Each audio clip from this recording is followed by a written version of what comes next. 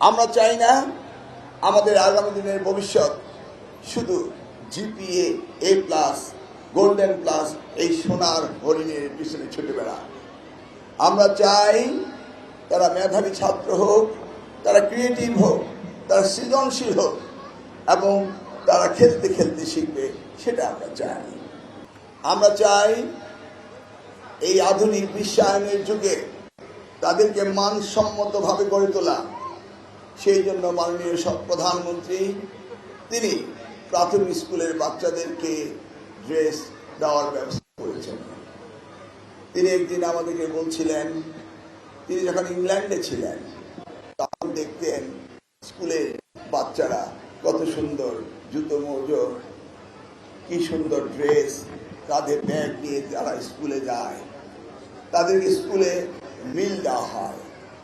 সে থেকে তিনি আমাদের নির্দেশ দিয়েছেন এই প্রাথমিক স্কুল হতে শুরু করে সেকেন্ডারি স্কুল সকলকেই ড্রেস দিতে হবে। ইতিমধ্যে আমরা পাইলট প্রজেক্ট হিসাবে বাংলাদেশে 4.5 লক্ষ শিক্ষার্থীদেরকে ক্লাস 1 থেকে শুরু করে আমরা তাদের ড্রেস দেওয়া শুরু করেছি।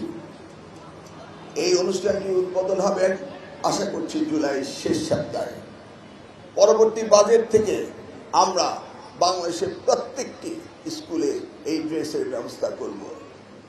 সেই সাথে আমাদের মিড ডে মিল এইটিও শুরু হয়েছে এবং আগামী প্রাথমিক স্কুলে যে বাজেট রয়েছে, আমরা যে PDP যে 5 বলি, সেখানে সেটার জন্য বরাদ্দ রয়েছে। আমরা আনন্দময় শিক্ষার জন্য মাল্টিমিডিয়া ক্লাসরুম এবং 1 টিচার 1 ট্যাবের ব্যবস্থা করছি। ইনশাল্লাহ আগামী বাজেটে সেটা দেখতে পাবেন।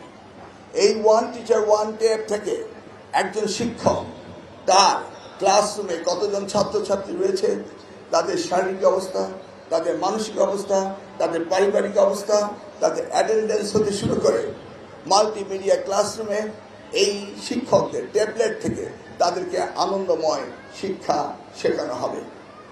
আমরা চাই না আমাদের আগামী দিনের ভবিষ্যৎ শুধু জিপিএ A+, গোল্ডেন প্লাস এই সোনার হরিণের পিছনে ছুটে বেড়া। আমরা চাই তারা মেধাবী ছাত্র হোক, তারা ক্রিয়েটিভ হোক, তারা সৃজনশীল হোক এবং তারা খেলতে খেলতে শিখবে, সেটা আমরা চাই। আমরা ক্লাস 4 থেকে স্পোর্টস অ্যান্ড কালচারাল ডিবেট সেটা আমরা ইনক্লুড করছি। ক্লাস 6-এ আমরা ডিবেট, মানব সম্পদ উন্নয়নের যে ধারণাটি, সেখানে আমরা সেটি দিব এবং ক্রমান্বয়ে আমরা কারিগরি শিক্ষাকে গুরুত্ব দিব। কারণ বাংলাদেশে এই অবাল মানব সম্পদকে, এই অবারিত মানব সম্পদকে আমরা কর্ম সক্ষম জাতি হিসেবে পরিণত করার জন্য আমরা কাজ করে যাচ্ছি।